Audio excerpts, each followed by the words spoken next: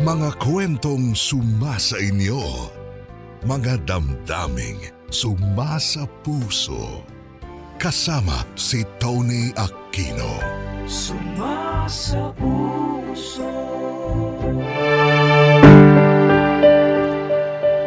Tony, ako si Emma, 38 anyos at kasalukuyang nakatira dito sa Cavite. Gusto ko sanang ibahagi sa inyo ang buhay pag-ibig ko na komplikado. Umaasa ako na merong tagapakinig ang makakaintindi ng mga pinagdaanan at pinagdadaanan ko. May mga detalye at mga pangalan akong binago, alang-ala na rin sa mga taong kasama sa kwento ko. Nag-umpisa ang lahat, higit 10 taon na ang nakararaan. Nagtatrabaho ako noon bilang staff sa isang construction company. At ako yung tinatawag nilang late bloomer daw. Kasi 26 na ako pero wala pa rin akong matinong karelasyon. Lumaki ako sa isang simple at medyo konserbatibong pamilya. Sobrang higpit ng papa ko sa aming magkapatid. Lalo na sa akin bilang babaeng anak. Sabihin na nating nakasanayan ko ng maging masunurin lang sa lahat ng utos. Wala akong sariling kalayaan kapag kasama ang pamilya ko. Kaya naman ibang-iba ako kapag nasa labas. Doon ko lang naipapakita ang tunay na ako. Doon ko lang nararanasan maging malaya. Malayang gawin ang mga bagay na makapagpapasaya sa akin. May mga pagkakataon na huhuli ako pero habang tumatagal, lalo akong gumagaling sa pagtatago sa mga magulang ko.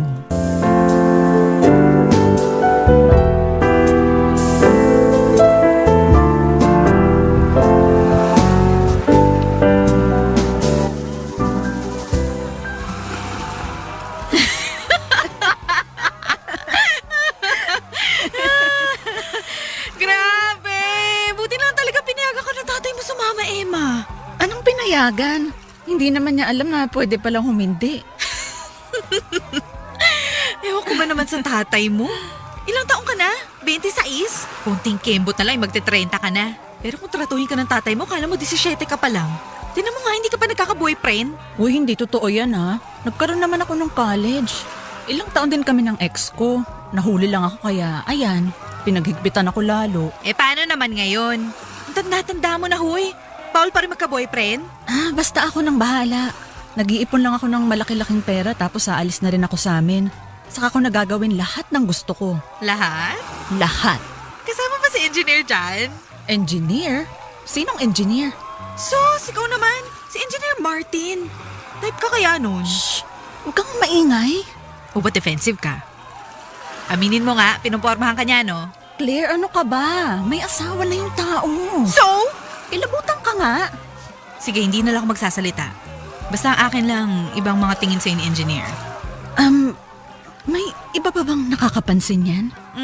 Yung extra special na trato sa'yo ni Engineer? Walang ganon, Claire. Parang ako lang naman. Wala naman ako naririnig na bulungan o kung ano man. Huwag kang mag-alala. Hindi ko naman chinichika sa iba yung mga nakikita ko, no? Kaibigan kita, so sa'yo ang loyalty ko. Tama na nga. Halika na. Punta na tayo sa kwarto. Pagod na ako. Ay, ayaw mo na uminom? May palaro bukas. Baka matalo tayo pag pare-parehas tayong may hangover. Sa bagay. Halika na.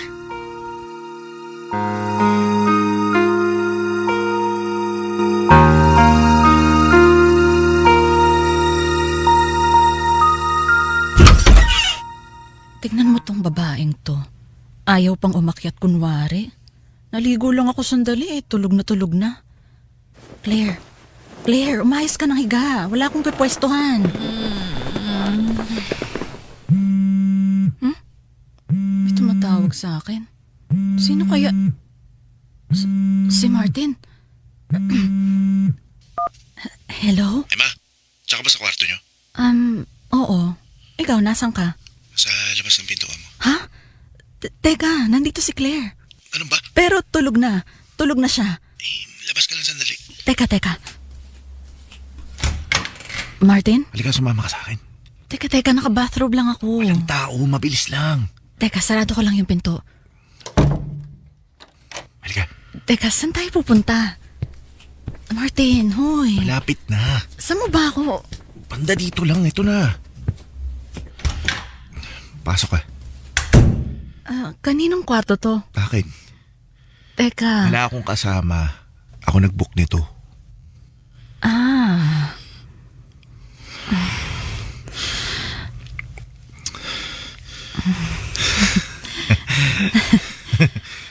Anong ginagawa ko dito, Martin? Buong araw kasi kita hindi mahagilap eh. Ito lang yung nakita kong tamang pagkakataon. Martin, alam mong maling nandito ako, di ba? Ayos lang yung nag-uusap tayo at nagkakape pa minsan-minsan pero delikado yung ganito.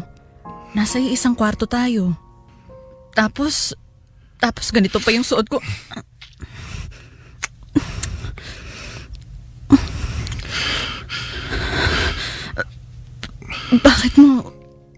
Bakit mo ginawa yun, Martin? Kasi Emma, hindi ko na kaya eh. Hindi ko na kaya. Ayoko nang usap, kape lang. Gusto ko higit pa dun. Martin,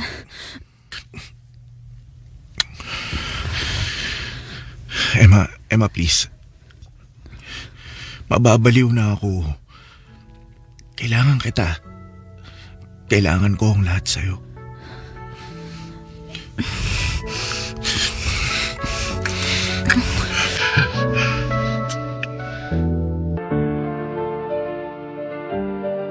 Kakilala kami ni Martin nung minsang na-assign ako para tulungan siya sa isang project. Doon kami nagkaroon ng pagkakataon maging malapit na magkaibigan. Mas matanda siya sa akin ng 10 taon, pero hindi namin naramdam ang agwat namin. Mahirap ipaliwanag pero para kaming nagkaroon ng kakaibang koneksyon. Isang espesyal na pagkakaibigan. Sigurado siya sa bawat kilos niya at hindi ko mapigilang magtiwala sa kanya. At oo, aaminin ko sa inyo, si Martin ang tipo kong lalaki. Matangkad, katamtaman ng katawan at moreno. Pero ang pinaka nagustuhan ko sa kanya ay ang ugali at kung paano tumakbo ang isip niya. Matalino siya pero bukas ang tenga niya para makinig sa opinyon ng iba. At palagi niyang kinukuha ang opinyon ko. Pinapahalagahan niya lahat ng sinasabi ko. Isang bagay na hindi lahat ng lalaki ay kayang gawin. Dahil dyan, Tony, tuluyan na kaming nagkaroon ng relasyon ni Martin bago matapos ang company outing. At isa nga itong lihim na relasyon dahil may asawa at mga anak na si Martin. Kung tatanungin niyo ko kung may problema ba sila ng misis niya, sa totoo lang, wala naman. Wala akong alam. Normal naman ang pagsasama nila, pero hanggang dun lang. Normal, sakto, hindi lumalabis, pero hindi rin maiwasang magkulang. At nagkataon nga na may nakita at naramdaman sa akin si Martin na hindi niya naranasan sa asawa niyang si Melissa. Kaya naman hayaan niyo sana akong ibahagi ang karanasan ko bilang pangalawang babae sa buhay ng isang pamilyadong lalaki.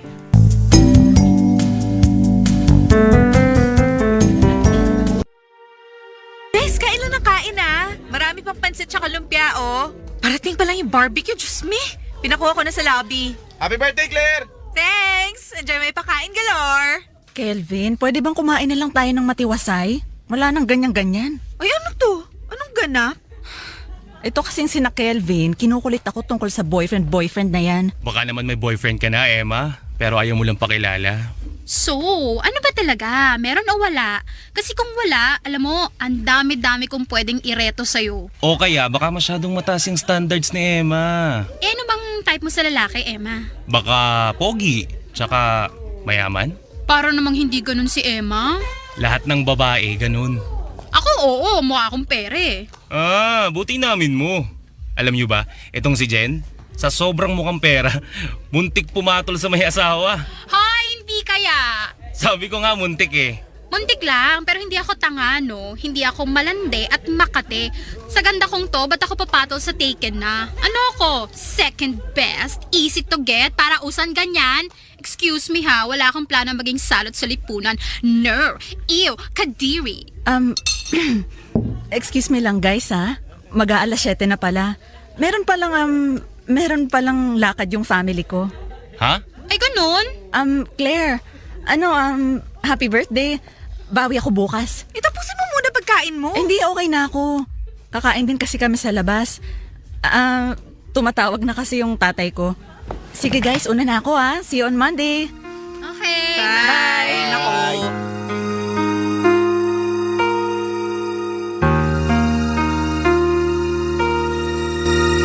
Emma! Emma! Martin? Uwi ka na ba? Kala ko may kainan sa pantry.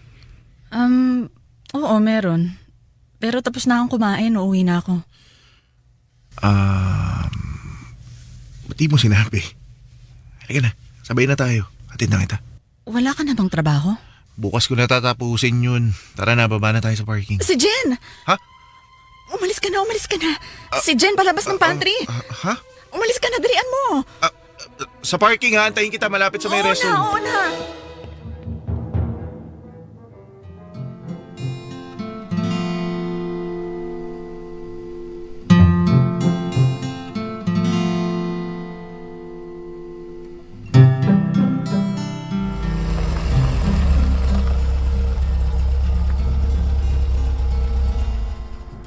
Parang tahimik kaya ata kanina ka pa hindi nagsasalita.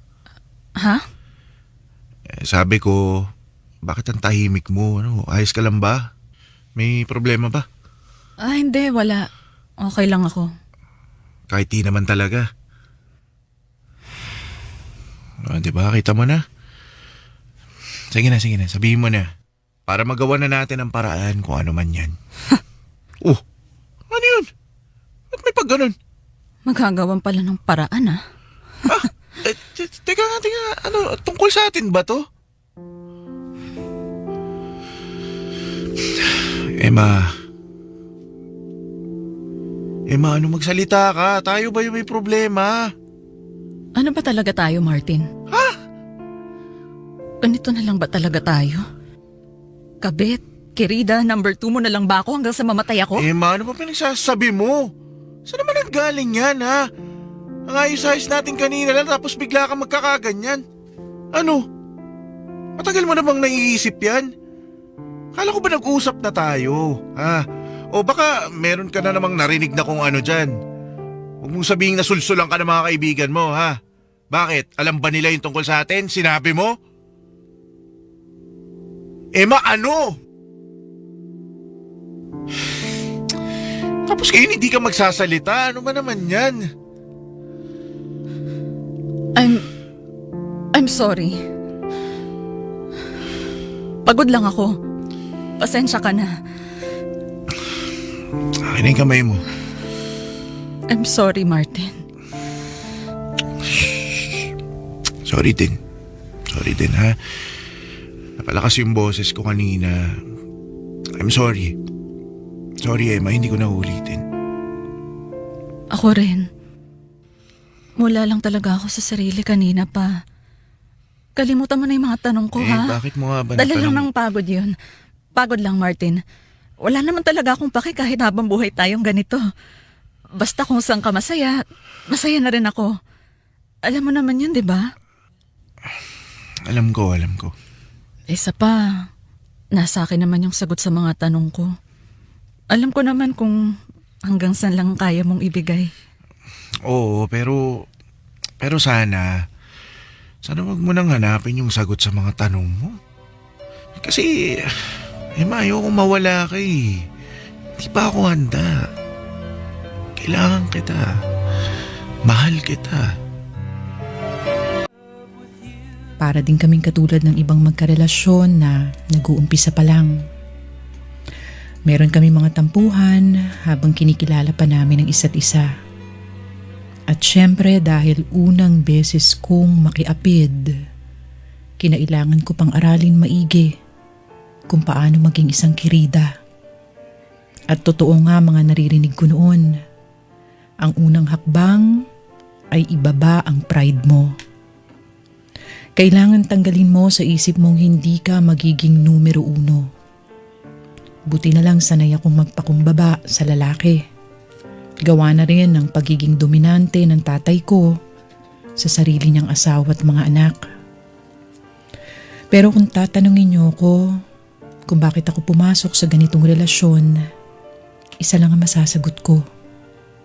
Tuluyan na kasi akong nahulog kay Martin. Napakahirap kumawala kapag puso na ang nanguna. Hindi ko ba iniisip ang kapakanan ng mga anak niya? Siyempre iniisip ko rin yun. Gusto ko lang ng atensyon ni Martin. Pero hindi ako nananadyang manira ng pamilya. Kaya nga hindi ako humihiling kay Martin ng higit sa kaya niyang ibigay. Ako ang tipo ng kabit na tahimik lang, kalmado lang. Ang tanging magagawa ko na lang ay ugma ang sarili ko sa sitwasyon. At isa sa mga naisip naming paraan ni Martin ay ang umupa ng isang studio apartment para meron kaming napupuntahan kung saan komportable kaming gawin ang anumang naisin namin. Walang kaba, walang takot na baka may makakita sa amin. Para kaming mga ibon na may sariling pugad na nakatago.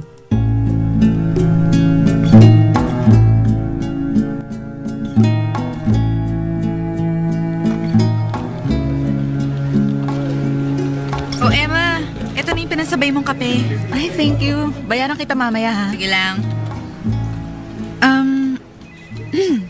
Pwede magtanong, Emma? Hindi na kayo bati ni Engineer? Nino? Ni Engineer Martin. Kasi parang hindi ka na niya tinititigan gaya ng dati. Hindi na kayo nagpapansinan. Parang wala na lang. Ano nangyari? Claire, wala naman kasing kahit anong namamagitan sa amin. May asawa na siya. Kilabutan ka nga sa mga pinagsasabi mo. Dapat nga naiinsulto ako dyan sa mga iniisip mo eh. Kasi para mo na rin sinabing papatol talaga ako sa may asawa. Sana ayos ka lang, Claire. Ikaw naman. Hindi naman sa ganun. Ang akin lang, kahit anong gusto mong gawin sa buhay, lalo na sa love life, support kung support lang ako. Siyempre, isa ako sa mga matagal lang nananalangin na magka-boyfriend ka na. Isa sa mga nananalangin? Ano, may padasal ba sa love life ko? Malapit na, pero joke lang. Sige, trabaho na tayo.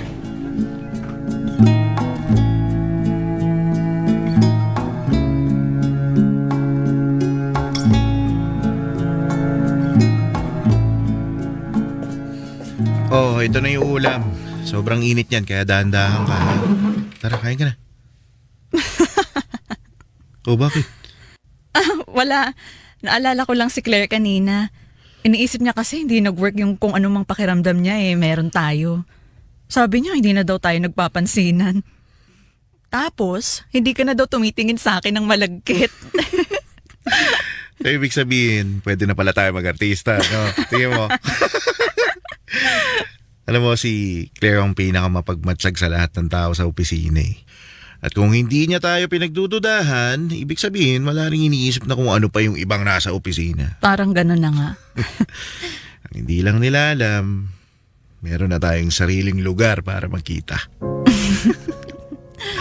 Alam mo, good decision talaga na kumuha tayo ng studio apartment. 'Di ba? Kasi hindi na tayo kakabahan sa tuwing magkikita tayo. Hindi na rin natin kailangan lumayo kung san-san. Pwede natin gawin ng kahit ano. Pero Emma, ayos lang ba sa'yo kung dito lang muna tayo sa apartment? Siyempre, gusto ko rin ilabas ka pa minsan-minsan. Daling ka sa mga magagandang kainan, mamasyal. mag-out of town. Ano ka ba, Martin? Alam mo namang walang kaso sa akin kung hindi tayo nagdi-date sa labas. Mas panatag at komportable nga ako dito sa apartment eh. Naku, kung alam mo lang yung kaba ko sa tuwing magkasama tayo sa labas. Kaya ayos lang. Masaya na ako dito. Ikaw naman mismo yung habol ko at hindi yung lugar na pwede nating puntahan eh. Kung mag-alala, meron akong possible project sa Bataan. Sa kaibigan ko to. Labas sa kumpanya. Kaya pwede kita isama kapag pupunta ako doon. Ay sige, gusto ko yan. Mag-iisip na ako agad ng pwedeng idahilan sa bahay para payagan akong umalis. Sabihan mo ako agad ah. Yes, ma'am. Sige na, kain ka na. May tumatawag sa'yo. Baka Si Melissa. Teka lang ah. Ay sige. Mel? Bakit? Sige. Pauwi na rin. May tinatapos lang ako. Sige. Mamaya. Bye. Anong sabi? Ano oras daw ako uuwi? Bukas na daw kasi yung school event nung panganay ko. Oo nga. Di ba meron silang school play? Nabili mo na ba yung sapatos na pinapabili niya? Sapatos? Ikaw naman, nakalimutan mo na? Teka, sinend ko sa'yo yun eh. Ayan o, na-email ko sa'yo. May pictures pa. Sapatos, yung jacket, tsaka yung set ng pantali ng buhok. Pero importante yung sapatos tsaka yung pantali ng buhok. Yan yung kasama sa stage play. Oo nga no. Bilhin mo na lahat ng nasa listahan bago ka umuwi. Para naman hindi ma-disappoint yung anak mo. 6:00 pa lang, may 3 oras ka pa bago magsara yung mall. Oo, tama. Diyan ka na malapit sa office pumunta para di ka masyado matraffic. Pati si Melissa, bilhan mo na rin ng bagong gamit. Sapatos o kaya blouse. Para parehas silang masaya. Pasensya ka na ah. Pasensya, San. Ngayon na nga lang tayo nagkasama sa buong linggo tapos kailangan ko pa kaagad umalis. Martin, yan ang iniiwasan kong mangyari eh. Yung mag-guilty ka, yung ma-stress ka kasi wala kang oras sa akin. Hindi totoo naman eh. Oo nga. Kaya lang, nagmumukha tuloy akong pabigat. O extra baggage. Emma. Alam kong hindi ako ganun para sa'yo. Pero nagmumukha lang. Namumroblema ka kahit ang totoo eh, hindi naman ako nagtatampo. As in, ayos lang sa akin. Naiintindihan ko. Alam ko naman yung pinasok natin. Ano ka ba? At sa 1 taon nating dalawa, gamay na gamay ko na yung sistema natin. Makasistema ka naman, parang magkatrabaho lang tayo. Magkatrabaho naman talaga tayo eh. Alam mo, ikaw... Huwag mo gagawin yan. Huwag mo akong kikilitiin. Wag. Ganun ha. Martin, seryoso, wag. Kasi anong oras na oh? Baka hindi mo mabili yung kailangan mo. Jesus, kayang-kaya ko yan. Ano ka ba? Martin. Di ba ikaw na nga rin nagsabi? Sanay ka na sa... Hindi ka dito. Tony, nung una, pahirapan talaga ang pagkikita at pag-uusap namin ni Martin. Pero katagalan, nakagawa kami ng iba't ibang paraan. Una sa lahat, hindi kami nagpapansinan sa opisina. Akala mo, hindi kami magkakilala. Hanggat maaari, bawal kaming mag-text o mag-chat sa mga social media accounts. Nag-uusap kami sa email, kung saan madali itong matatabunan ng mga mensahe na may kinalaman sa trabaho. Hindi rin kami nagpapadala ng mga sweet na mensahe sa isa't isa. Kung ano man ang gusto naming sabihin, idinadaan namin sa personal na usapan. Walang mga litrato o kahit anong pwede na maging ebidensya. Siya lang ang nagbibigay ng espesyal na regalo sa akin. At kung magre-regalo man ako sa kanya, dapat hindi kakaiba at dapat kasama ang resibo. Para pwede niyang sabihin sa asawa niya na siya ang bumili nito. Hindi ako gumagamit ng pabango kapag nakikita kami. Bawal din ang naka-makeup. Mahirap na kapag may dumikit sa damit ni Martin. At bago siya umalis sa apartment namin, pinapagpag ko ang mga damit niya para siguradong walang kumapit na buhok ko. Ganon kami kametikuloso, Tony. Kasi lahat naman ng may lihim na relasyon ay takot mahuli. Dahil panigurado, bukod sa kahihiyan, mapipilitan kami na maghiwalay. Kaya ang tanging paraan na lang para mahuli kami ay kung meron mang makakita sa amin na magkasama.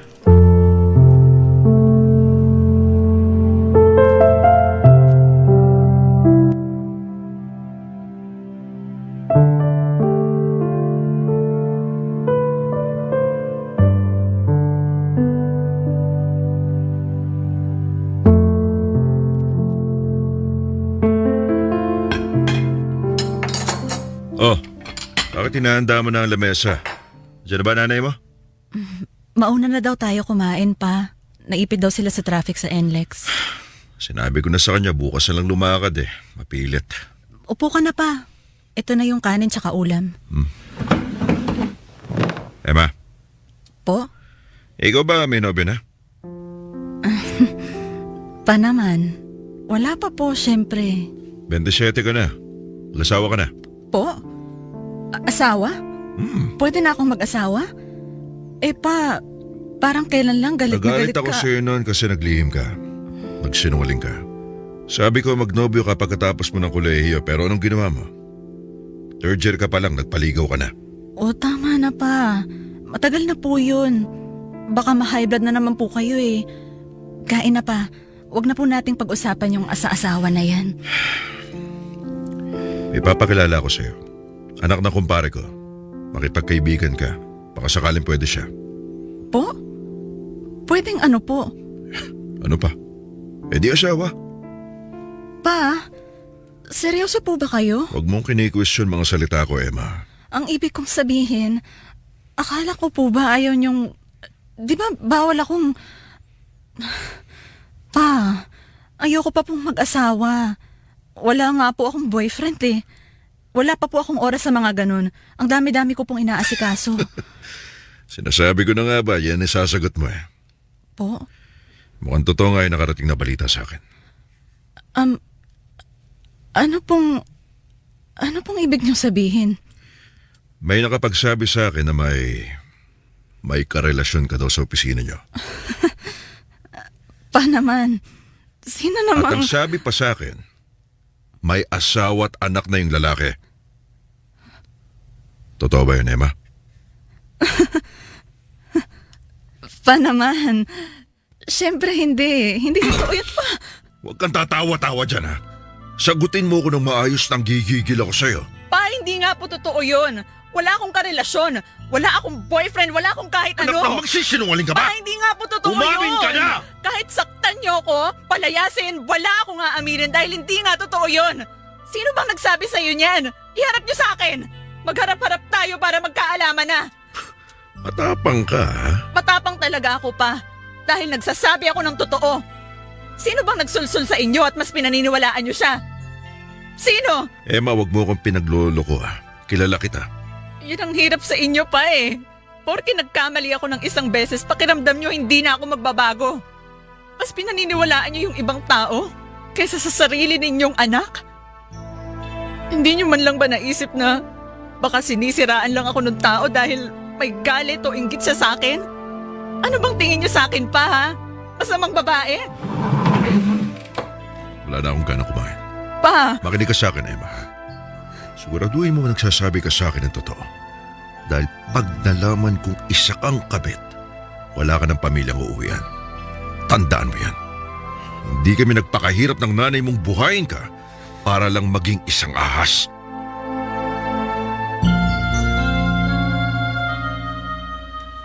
Tony, takot na takot ako sa papa ko ng mga oras na yon.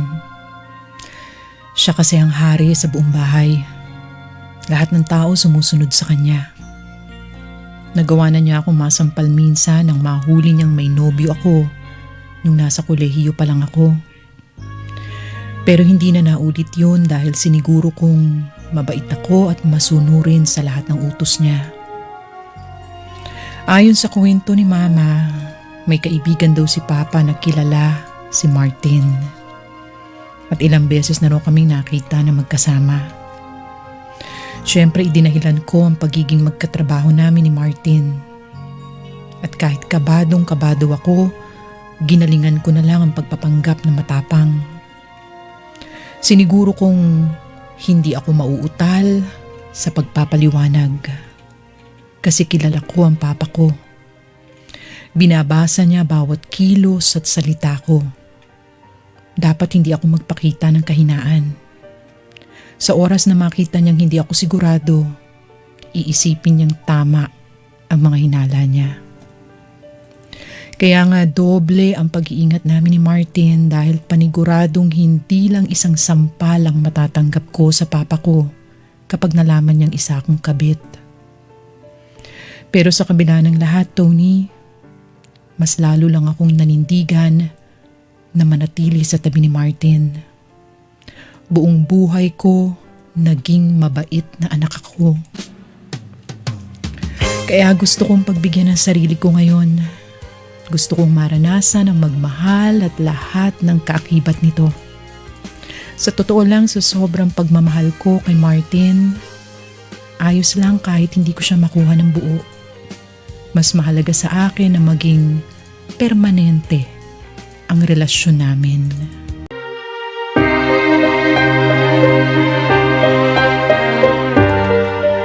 Tony, hindi na ulit nagtanong ang tatay ko tungkol sa nabalitaan niya. Pero ramdam kong naglalaro pa rin sa isip niya ang posibilidad na totoo ito. Dahil palagi siyang nagtatanong kung saan ako.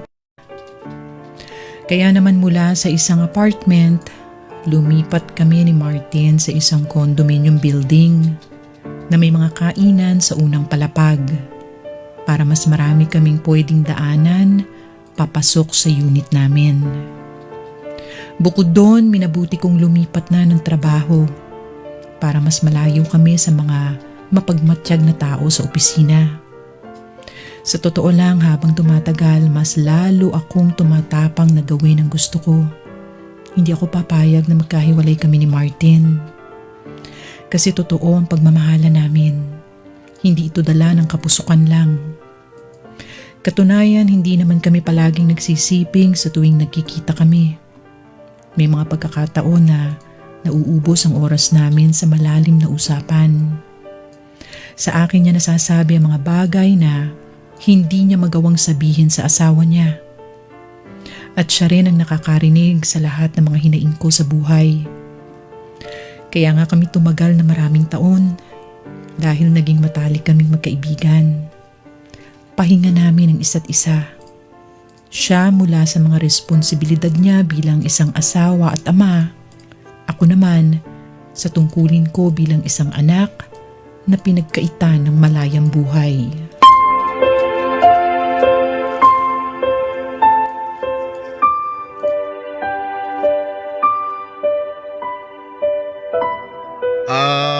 Sige pare, pag-isipan ko yan. Bigyan mo lang ako ng mga ilang araw. Siguro bago matapos yung linggo tatawagan kita.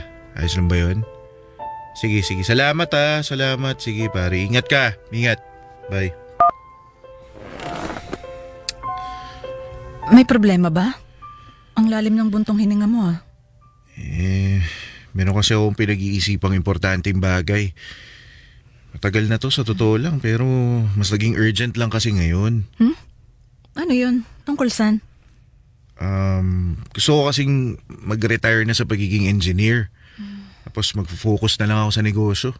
Ha? Seryoso ka, Martin? Ang bata mo pa para mag-retire. Hindi naman ako talaga titigil sa pagiging engineer. Babawas lang. O kaya magiging consultant. Kumbaga, yun yung gagawin kong sideline. At yung prioridad ko talaga yung gusto naming itayong bar and restaurant ng kaibigan ko. Yan ba yung kinwento mo nung nakaraang taon? Oo, ito nga yun. Emma, alam mo namang hindi ko naman talaga gusto maging engineer, 'di ba? Pangarap lang to ng magulang ko para sa akin. Nagkataon lang na magaling ako. Pero yung puso ko talaga nasa pagnenegosyo. Oo, alam ko yan. Kaya nga nag-invest ka sa 2 negosyo, di ba? Pero sa pagkakataong to, Gusto ko yung sa akin na talaga. Yung hindi lang ako investor. Yung, alam mo yun, mapagmamalaki kung ako yung may-ari ng lahat-lahat. Pinagtataka ko nga sa'yo, ba't ayaw mong ituloy yan? Matagal ko nang sinasabi sa'yo na gawin mo yung magpapasaya sa'yo. Ano bang pumipigil sa'yo, ha? Hindi ano, kundi sino. Sino pa bang madalas bumaril sa mga plano ko sa buhay? Diba si Melissa lang naman? Katawiran niya kaysa delikado daw yung gusto kong gawin, baka malugi, mabankrupt. Paano daw yung pag-aaral ng mga bata? Yung ayos-ayos na daw ng buhay namin, wag ko na daw sirain. Hirap sa kanya eh. Wala siyang tiwala sa akin. Hindi pa nga ako nag-uumpisa, iniisip niya na kagad, papalpak ako. Tama ba naman yun? May punto naman si Melissa. Teka, wag mo sabihin sa akin na... Hindi. Pakinggan mo muna ako. Makinig ka muna. May punto. Pero, kilala kita. Matalino ka, mautak, wais, maparaan, magaling, matapang pero hindi mapusok. Seryoso ako ha. Sinisiguro mong hindi papali ang mga plano mo. Mabusisi ka sa detalye. At palagi kang handa sa mga posibleng umusbong na problema. Ikaw naman masyado ka namang bilib sa akin. Bilib talaga ako sa'yo, Martin. Kasi alam ko ang kakayahan mo. At malaki ang tiwala ko sa'yo. Alam kong hindi ka papayag na masira ang kinabukasan ng mga bata. Pusta ko, may tinatabi ka ng savings para sa pag-aaral nila hanggang kolehiyo. Meron na nga, paano mo nalaman? Sabi ko nga sa'yo, kilala kita eh. Isa pa, kung tayo nga may savings, para sa mga anak mo pa kaya? Kaya Martin, maniwala ka sa akin. Magsisisi ka habang buhay kang manghihinayang kapag hindi mo sinunggaban yung pagkakataong gawin ng matagal mo ng pangarap. Pero... Kaya mo yan. May tiwala ako sa'yo. Napakagaling mo sa negosyo. Ano ka ba? Yung mga ininvestan mo nga, sa'yo kumukonsulta eh. Tingin mo, tuloy ko na. Dapat. Matagal na. Kaya ko kaya? Kayang-kaya mo at higit pa.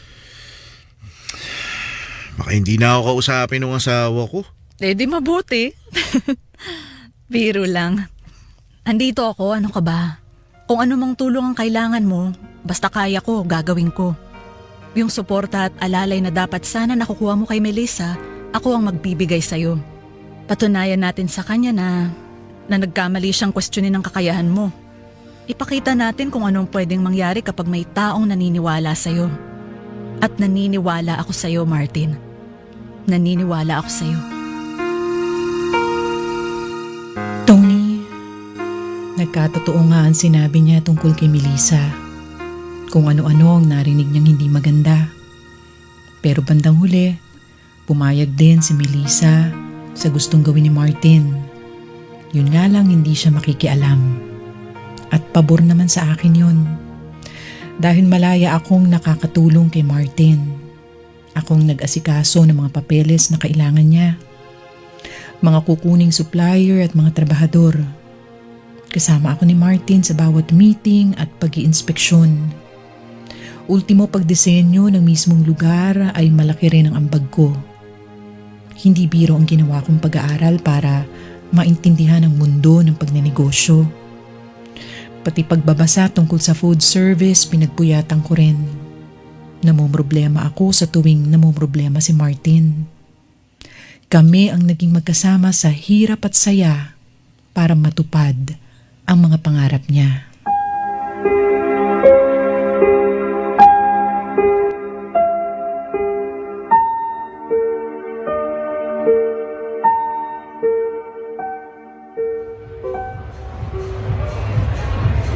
Grabe! Ang bait naman ni engineer para imbitahan tayo sa grand opening ng bar and restaurant niya.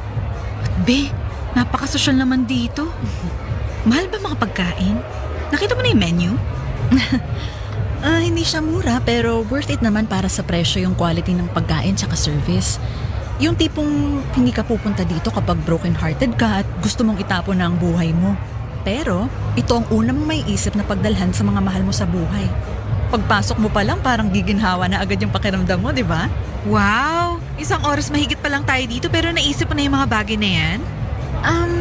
Hindi. Kasi merong press kit dun sa reception area. Nabasa ko lang. Ay! Pati pala mga guard sa office namin, no? Inimbitahan din ni engineer. Pati nga yung nag-retire na HR natin dati, andito rin eh. Talaga ba? Ang bait ni Sir Martin, no? Baka sobrang espesyal ng araw na to at gusto niyang makasama lahat ng mga taong tumulong sa kanya mula nung nag-umpisa siyang magtrabaho. Wow! Nakakaiyak naman yun. Natouch ako, Sir Martin, in fairness, ah. Ay, ayun na. Mag-uumpisa na. Good evening, everyone.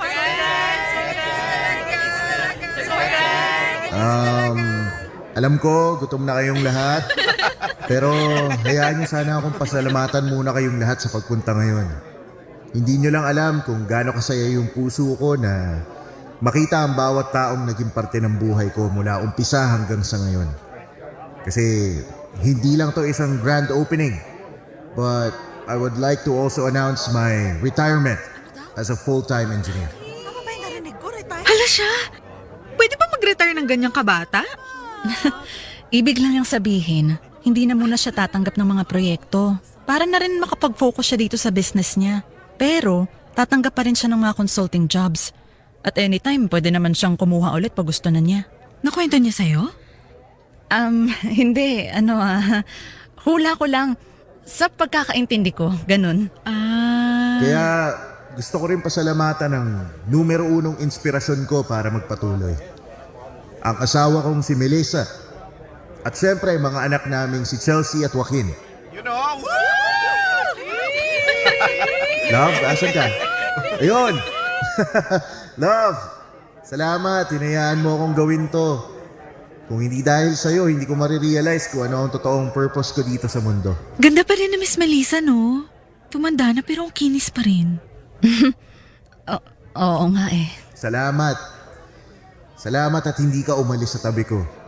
Salamat, naniwala ka sa akin kahit pahirapan. Kakakilig naman! At pangako, gagawin ko ang lahat para mas lalo mo pa akong maipagmalaki bilang asawa mo. Mahal kita habang buhay. Alam mo yan. Ang sweet! Gusto ko rin na isang Sir Martin. Claire, wait lang ah. CR lang ako. Okay ka lang?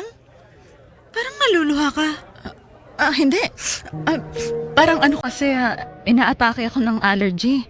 Check ko lang sa CR ha. Samahan kita. Hindi. Huwag na. Kuha ka na lang ng table natin. Doon sa may view. Unahan mo na yung iba, dali. Ay, oo nga. Sige, go.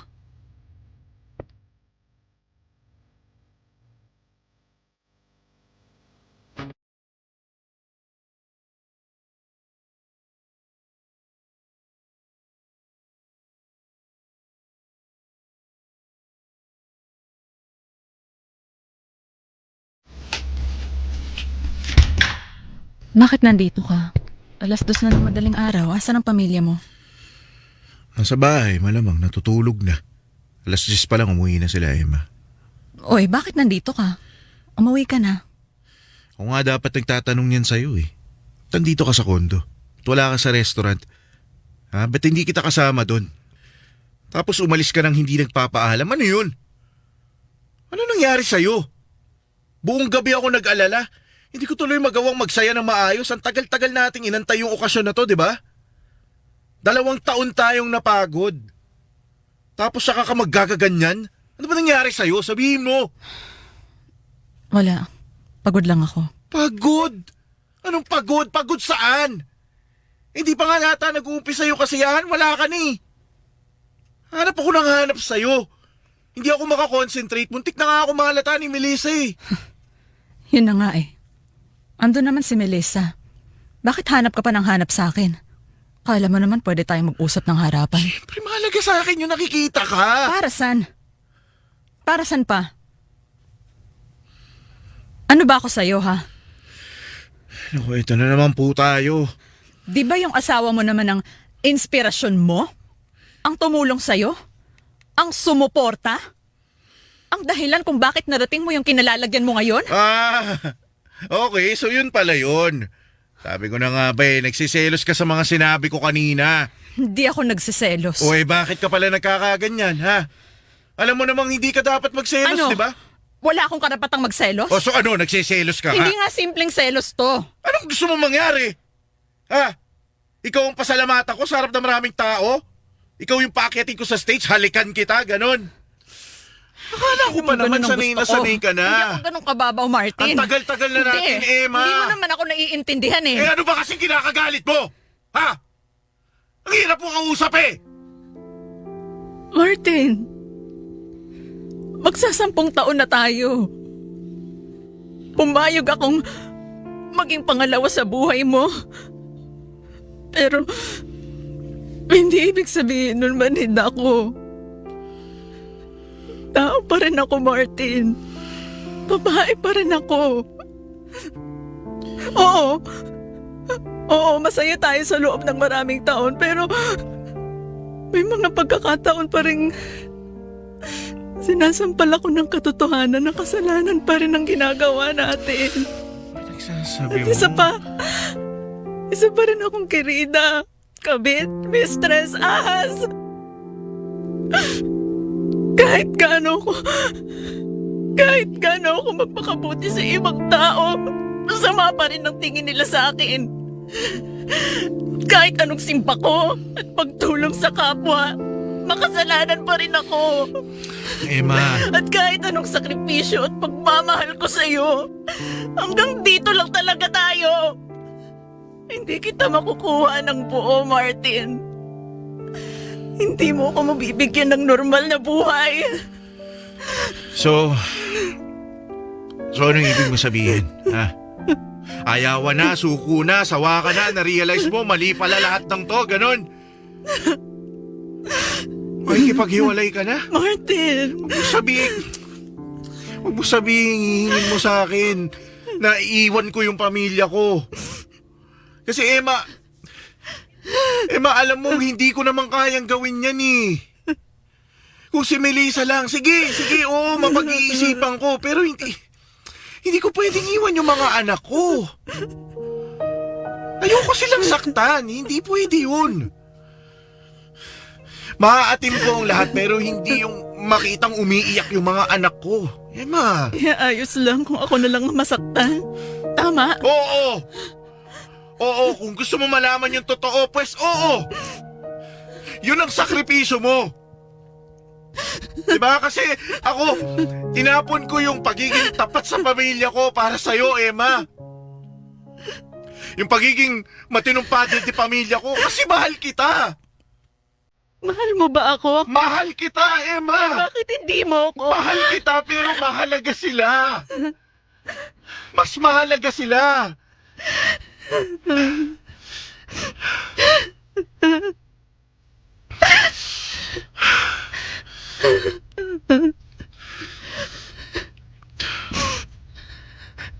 Oo na. Sige na. Talo na ako. Na lang. Ako na lang ang sirain mo, Martin. Sirain mo na ang buong pagkatao ko. Pero wag mo lang akong iwan. Emma, please. Patawad kung nakalimutan ko na naman yung lugar ko. Emma, hindi. Makinig ka. Diba nasabi ko naman sa'yo dati na hindi naman imposibleng maging normal yung lahat sa atin, diba? Antayin mo ko, Emma. Magiging malaya din naman ako eh. Ilang taon pa. Diba? Pag nangyari yun tayo magsasama. Makakasalan kita. Magpapakasal tayo. Hindi na kita mamahalin ng patago kasi, Emma, maniwala ka sa akin sa lahat ng desisyon ko. Ikaw ang pinaka hindi ko pinagsisisihan dahil ikaw ang pinakamasayang pagkakamali na dumating sa buhay ko. Tony, nandito pa rin ako. Martin, higit isang dekad dahil alam ko darating din ang pagkakataon namin. Hinihintay lang namin tumanda pa ng kaunti ang mga anak niya. Saka siya unti-unting gagawa ng paraan para kumalas sa asawa niya si Melissa. Gaya ng umpisa pa lang, may tiwala ako kay Martin. Gagawin niya ang pangako niya. Mahal na mahal namin ang isa't isa.